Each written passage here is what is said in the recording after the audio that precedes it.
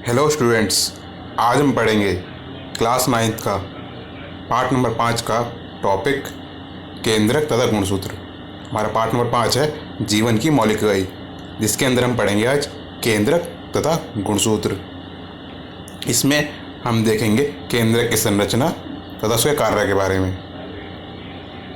इस वर्कशीट में हम देखेंगे कि जिज्ञास एक नाम का बच्चा है जो अपनी दीदी से बात कर रहा है। उसकी दीदी केंद्रक के बारे में जिज्ञास से कुछ क्वेश्चन पूछेगी, जिसके जिज्ञास विस्तार में आंसर देगा।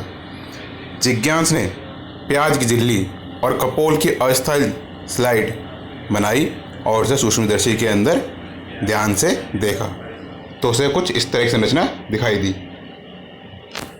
जैसे कि आप देख पा रहे हो, ये प्याज की झिल्ली की कोशिका है और ये कपोल कोशिका। कपोल की कोशिका मतलब हमारे जो गाल के अंदर की चिक सेल्स होती हैं, यानी गाल के अंदर की जो कोशिका हैं, उनको सूक्ष्मदर्शी के अंदर देखा गया है तो वो इस तरह की दिखाई देती हैं।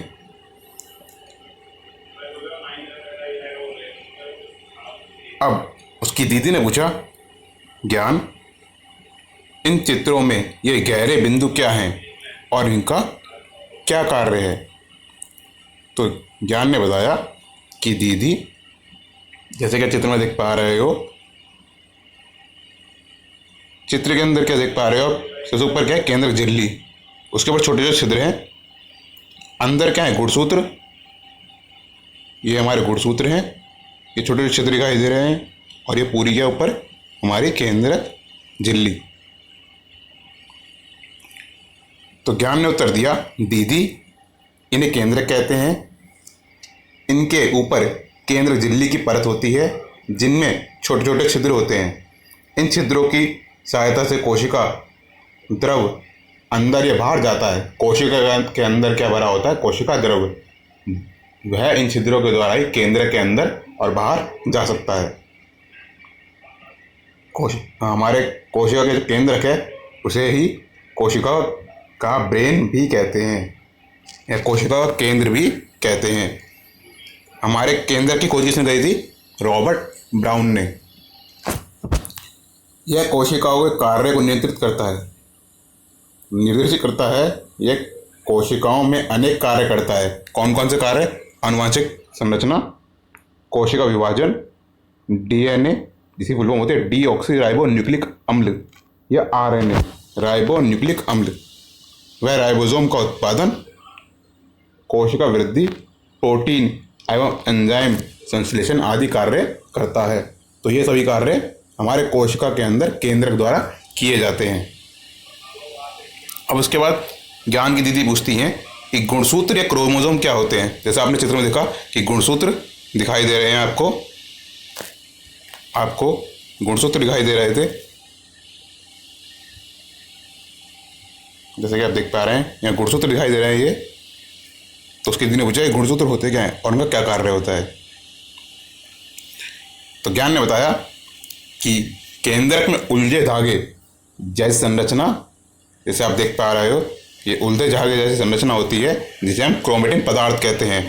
कोशिका विभाजन के दौरान यही पदार्थ गुणसूत्रों में बदल जाते हैं।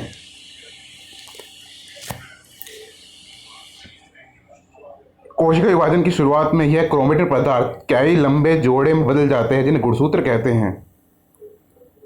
प्रोकैरियोटिक कोशिकाओं में केंद्रक अस्पष्ट होता है। अस्पष्ट का मतलब उसके ऊपर कोई कोशिका झिल्ली नहीं होती।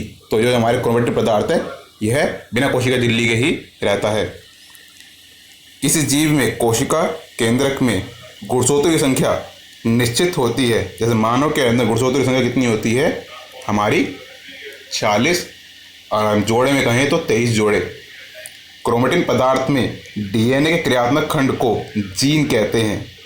अब हमारे क्रोमेटिन पदार्थ में जो डीएनए है उसका एक जो छोटा हिस्सा होता है, जैसे आप देख पा रहे हो चित्र के अंदर, ये हमारे क्या हैं? गुणसूत्र हैं। ये किसके बने होते हैं? हमारे डीएनए और प्रोटीन के। तो डीएनए का छोटा सा खंड होता है, उसे क्या कहते हैं? जीन कहते हैं। गुणसूत्रों पर मौजूद जीन्स डीएनए अणुओं से बने होते हैं जिनमें नई कोशिका बनाने और कोशिका संगठन की सभी सूचनाएं होती हैं। गुणसूत्रों में आनुवंशिक संकेत होते हैं जो माता पिता से डीएनए के रूप में अगली संतति में जाते हैं। यानी माता पिता के सारे जितने भी गुण होते हैं वो अगली पीढ़ी तक यानी अगले जनरेशन तक ये गुणसूत्र ही लेकर जाते हैं। अब इससे रिलेटेड कुछ क्वेश्चन हैं हमारे। प्रोकैरियोटिक व यूकैरियोटिक केंद्रक में क्या अंतर होता है? ठीक है। दूसरा क्वेश्चन है डीएनए एवं आरएनए का पूरा नाम लिखो और डीएनए कोशिका में कहाँ पाए जाते हैं।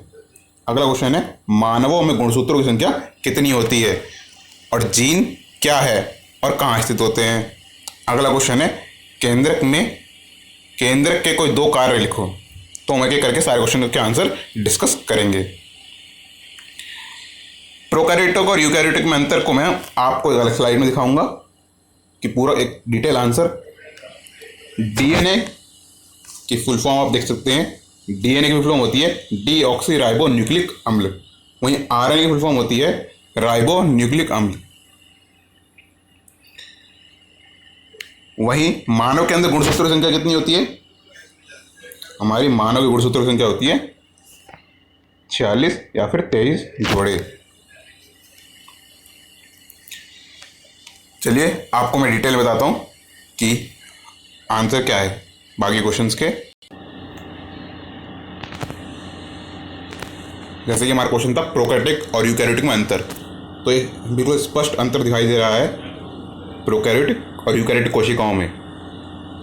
प्रोकैरियोटिक कोशिकाएं आकार में छोटी होती हैं, यूकैरियोटिक आकार में बड़ी होती हैं। प्रोकैरियोटिक कोशिकाओं में कोशिका विभाग झिल्ली से ढका होता है, झिल्ली ढका नहीं होता है, जबकि यूकैरियोटिक के अंदर झिल्ली से ढका होता है। वहीं झिल्ली द्वारा घिरे अंग अनुपस्थित होते हैं, मतलब उपस्थित नहीं होते। जितने भी अंग होते हैं उन पर ज़्यादातर झिल्लियाँ नहीं होती, लेकिन यूकैरियोटिक में सभी अंगों पर झिल्ली उपस्थित होती है। केंद्रक पे भी झिल्ली उपस्थित होती है यूकैरियोटिक में। प्रोकैरियोटिक के अंदर केंद्रक पे झिल्ली उपस्थित नहीं होती। कोशिका विभाजन विखंडन या द्वारा होता है। इसमें कोशिका विभाजन किसके द्वारा होता है? हमारा माइटोसिस या मियोसिस द्वारा होता है। ये एक कोशिके होते हैं। यूकैरियोटिक एक कोशिके और बहुकोशिके दोनों हो सकते हैं।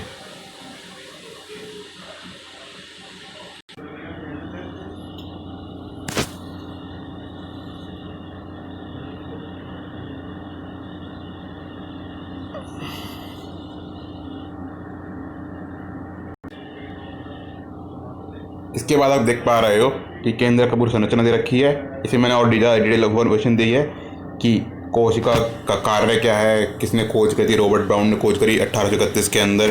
कोशिका को केंद्र कहा जाता है, केंद्र को कोशिका का केंद्र कहा जाता है। क्रोमैटिन मटेरियल क्या होता है, यहाँ पे देख पा रहे हो